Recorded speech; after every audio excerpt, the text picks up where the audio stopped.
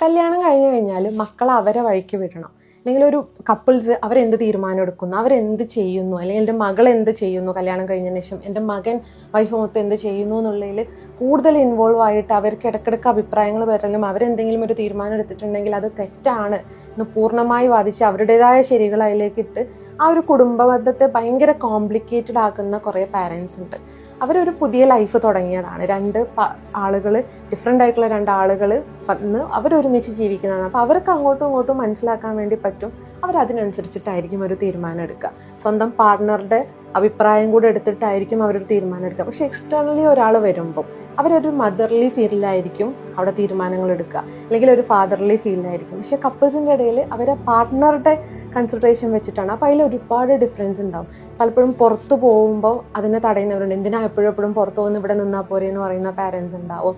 അതുപോലെ അവർ ഒരുമിച്ച്